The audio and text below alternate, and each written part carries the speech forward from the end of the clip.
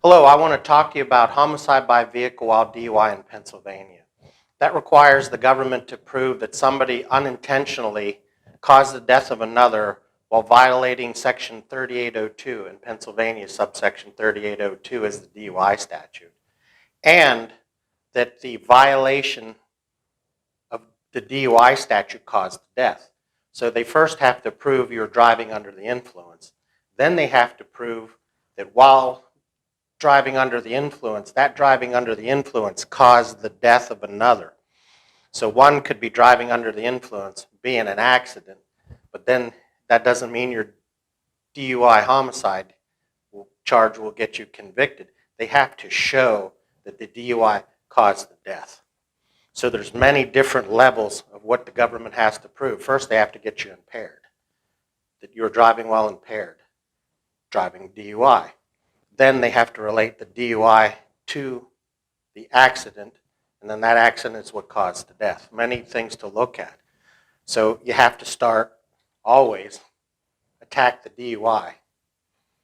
Did they do the blood test correct? What did they find in the blood? If it's alcohol, is it enough to impair you? Is the alcohol test accurate and correct?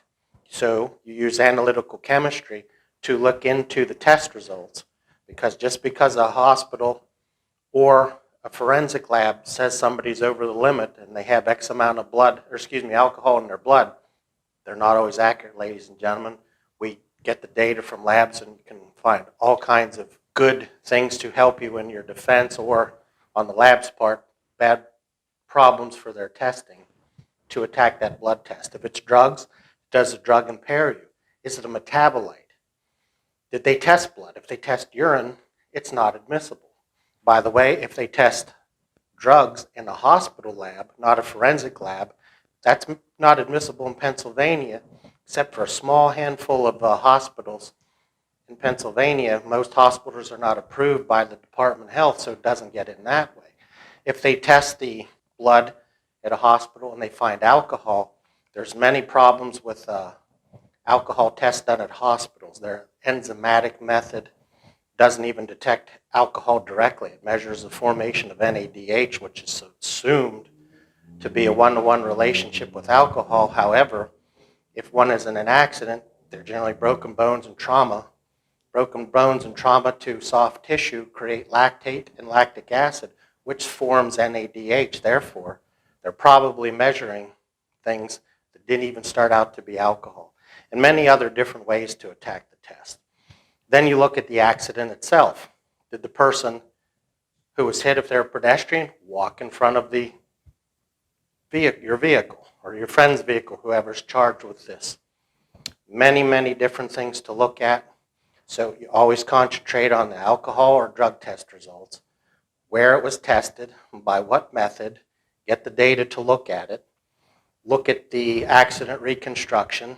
If you can, get an accident reconstruction. That's to check out the government's data, as well as check out the scene. The scene should always be reviewed by an attorney, regardless of where in Pennsylvania that is. So many things can be found by actually going to the scene.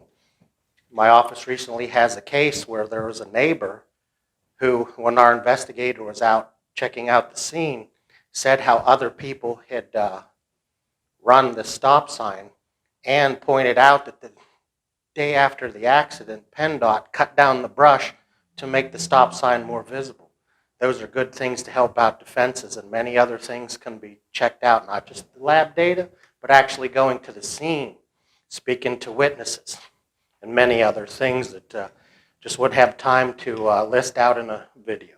Now, these type of charges, homicide by vehicle while driving under the influence, very serious.